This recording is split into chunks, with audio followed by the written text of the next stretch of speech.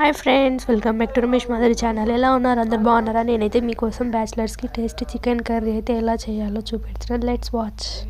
ఒక గిన్నె అయినా కడాయినా తీసుకోవాలి. అందులో తగినంత ఆయిల్ వేసుకోవాలి. ఆయిల్ కాస్త హీట్ అయినాక మనం బిర్యానీ మసాలాస్ అంటే బిర్యానీ లీవ్స్, లవంగాలు, చెక్క, షాజీరా వేసుకోవాలి. ఇవి కాస్త చిటపడి అన్నప్పుడు సన్నగా తరిగిన ఉల్లిపాయ వేసుకోవాలి.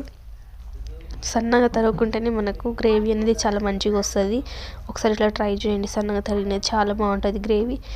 అది ఆనియన్స్ కూడా చాలా లైట్ బ్రౌన్ కలర్ రావాలి. బాగా బ్రౌన్ కలర్ వద్దు, లైట్ బ్రౌన్ కలర్. తర్వాత కరివేపాకు వేసుకోవాలి. అవి కూడా చిటపటమని మంచిగా వేగినాక అందులో అల్లం వెల్లుల్లి పేస్ట్, పసుపు వేసుకొని మంచిగా ఫ్రై చేసుకోవాలి.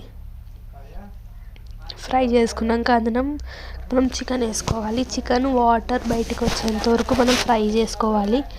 చికెన్ చాలా మంచిగా ఆయిల్లోనే ఫ్రై చేసుకున్నాక గ్రీన్ చిల్లీస్ ఉంటుంది కదా, గ్రీన్ చిల్లీస్ మనము చికెన్ ఫ్రై వాటర్ అంతా ఇంకినాక వేసుకోవాలి. అట్లయితే మనకి స్పైసెస్ చాలా బాగా వస్తుంది. ఒకసారి ట్రై చేయండి, చాలా బాగుంటుంది. దాంతో ధనియా పౌడర్ వేసుకోవాలి. దాని తర్వాత కారం వేసుకోవాలి, కొంచెం ఉప్పు, కొంచెం గరం మసాలా అవన్నీ వేసుకొని కాసేపు ఫ్రై చేసుకున్నాక కొంచెం కొత్తిమీర వేసుకోవాలి. ఇలా అయితే ట్రై చేయండి, మీరు అస్సలు వదలరు ఈ కర్రీని. సూపర్ ఉంటుంది.